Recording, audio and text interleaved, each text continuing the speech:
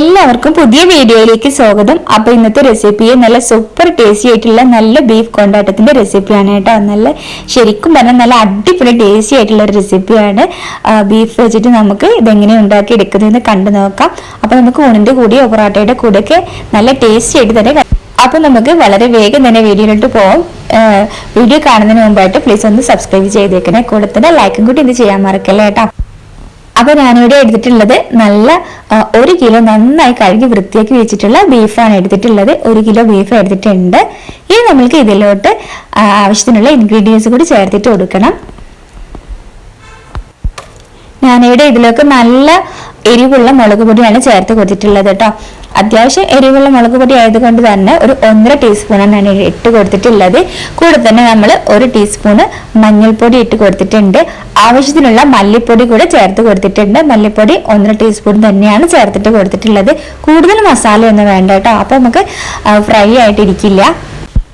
ഇനി ഇതിലോട്ട് ഞാൻ ചേർത്തിട്ടുള്ളത് വെളുത്തുള്ളിയാണ് കേട്ടോ. വെളുത്തുള്ളിയും അതുപോലെ തന്നെ ചെറിയ ഉള്ളിയും കൊച്ചിഞ്ചി കഷ്ണങ്ങളും കൂടെ നന്നായിട്ട് നമുക്ക് ചതച്ചിട്ട് എടുക്കാം. സാധാരണ ബീഫ് വെക്കുന്നത് പോലെ തന്നെ വെച്ചിട്ട് എടുക്കാം. പാകത്തിന് ഉപ്പും കൂടെ ചേർത്തുകൊണ്ട് നന്നായിട്ട് തന്നെ കൈ വെച്ചുകൊണ്ട് നമുക്ക് മിക്സ് ചെയ്തിട്ട് എടുക്കാം. അപ്പൊ ഞാനിവിടെ ചേർത്ത് വേവിച്ചത് 1 ഗ്ലാസ് വെള്ളം വേണ്ട, കുക്കറിലാവുകൊണ്ട് 1/4 ഗ്ലാസ് വെള്ളം വരെ മതിയാകും. അല്ലെങ്കിൽ ഒരു കറിയായിട്ട് പോകും, നമുക്ക് ഡ്രൈ ആയി ആണ് കിട്ടേണ്ടത്. അപ്പോൾ പാകത്തിന് വെള്ളം ചേർത്തിട്ട് നമുക്ക് ഒരു 20 മിനിറ്റ് നന്നായിട്ടൊന്ന് തന്നെ വേവിച്ചിട്ട് എടുക്കാം. ഇനി നമ്മൾ ഇതിലോട്ട് ഒരു പാൻ ചൂടാക്കിയിട്ട് എടുക്കാം.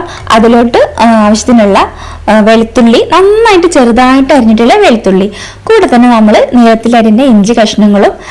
കൂടുതൽ എരിവ് വേണമെന്നുള്ളവർക്ക് ഇതിലും കൂടുതൽ ഇഞ്ചി എടുക്കാം. ഞാനിവിടെ ഒരു 2 ചെറിയ തുണ്ട് ഇഞ്ചികളാണ് എടുത്തിട്ടുള്ളത് കേട്ടോ. ഇത് നന്നായിട്ട് തന്നെ വഴറ്റിട്ടെടുക്കുക. ഒരു പകുതി വേവാവുന്ന സമയത്ത് നമ്മൾ ചെറുതായിട്ട് അരിഞ്ഞു വെച്ചിട്ടുള്ള ചെറിയ ഉള്ളി കൂടി ചേർത്തിട്ട് കൊടുക്കുക. ചെറിയ ഉള്ളി നന്നായിട്ട് നൈസായിട്ട് തന്നെ വട്ടത്തിൽ അരിഞ്ഞിട്ട് എടുത്തിട്ടുണ്ട് ഞാൻ. അപ്പൊ നമ്മൾ അതും കൂടെ ചേർത്തിട്ട് നന്നായിട്ട് വഴറ്റിട്ട് കൊടുക്കാം. ഇനി നമ്മൾ ഈ വഴന്നു വരുന്ന സമയം കൊണ്ട് വറ്റൽമുളകാണ് എടുക്കുന്നത്, കോൺഫ്ലെക്സ്. അത് നമ്മൾ നന്നായിട്ടൊന്ന് ക്രഷ് ചെയ്തിട്ട് എടുക്കണം.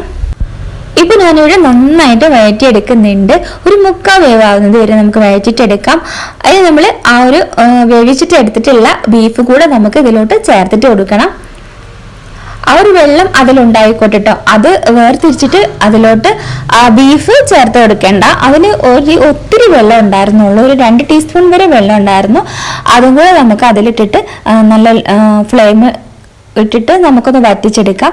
എന്നിട്ട് നമുക്ക് ഡ്രൈ ആവുന്നത് വരെ ഇതൊന്ന് മൊരിച്ചിട്ട് എടുക്കണം. അപ്പൊ കൂടെ തന്നെ നമുക്ക് ഒരു റെഡ് കളറിനായിട്ട് ഞാനിവിടെ കശ്മീരി മുളക് പൊടി ഒരു 1/4 ടീസ്പൂൺ എടുത്ത് കൊടുത്തിട്ടുണ്ട്. പിന്നെ അതുപോലെ തന്നെ വറ്റൽമുളക് കൂടി പൊടിച്ചെടുത്തിട്ടുണ്ട്, അതും കൂടെ ചേർത്തിട്ട് കൊടുത്തിട്ടുണ്ട്.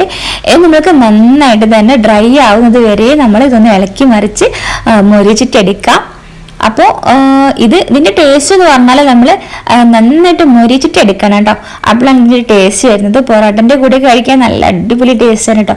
അതുപോലെ തന്നെ ഊണിന്റെ കൂടെ ആയാലും വെള്ളപ്പത്തിന്റെ കൂടെ ആയാലും ഒക്കെ നല്ല ടേസ്റ്റ് ആണ് കേട്ടോ. അപ്പോൾ നമ്മളുടെ കൊണ്ടാട്ടം ബീഫ് നല്ല അടിപൊളിയായിട്ട് തന്നെ തയ്യാറാക്കി എടുത്തിട്ടുണ്ട്. അപ്പോൾ നിങ്ങൾ ഇതുവരെ ഉണ്ടാക്കി നോക്കിയിട്ടില്ല എന്നുണ്ടെങ്കിൽ നിങ്ങൾ ഉണ്ടാക്കി നോക്കാം. അപ്പോൾ അതുപോലെ തന്നെ നിങ്ങൾക്ക് ഈ ഒരു വീഡിയോ ഇഷ്ടപ്പെടുവാണെന്നുണ്ടെങ്കിൽ പ്ലീസ് ഒന്ന് സബ്സ്ക്രൈബ് ചെയ്തേക്കുക, ലൈക്കും കൂടി ചെയ്തേക്കുക, കമൻറ്റും കൂടെ ഒന്ന് അറിയിക്കുക. അതുപോലെ തന്നെ ഫ്രണ്ട്സിനും ഫാമിലിക്കും എല്ലാവർക്കും ഒന്ന് ഷെയർ ചെയ്ത് കൊടുക്കുക കേട്ടോ. ഇനി ഞാനിവിടെ ഇതിന്റെ കൂടെ ചില സമയങ്ങളിൽ ഉണ്ടാക്കുമ്പോൾ തേങ്ങാക്കൊത്ത് കൂടി ചേർത്ത് കൊടുക്കാറുണ്ട് കേട്ടോ. അപ്പോൾ നല്ല അടിപൊളി ടേസ്റ്റ് ആണ് കേട്ടോ. പിന്നെ ഇങ്ങനെ ഉണ്ടാക്കാം, തേങ്ങാക്കൊത്ത് ചേർത്തിട്ട് ഉണ്ടാക്കാം കേട്ടോ. എങ്ങനെ വേണമെങ്കിലും ഉണ്ടാക്കാം. അതുപോലെ തന്നെ കറിവേപ്പില മല്ലിച്ചപ്പും കൂടി ഇട്ട് കൊടുക്കണേ. എൻ്റെ കയ്യിലില്ലാത്തതുകൊണ്ട് ഇട്ട് കൊടുത്തു.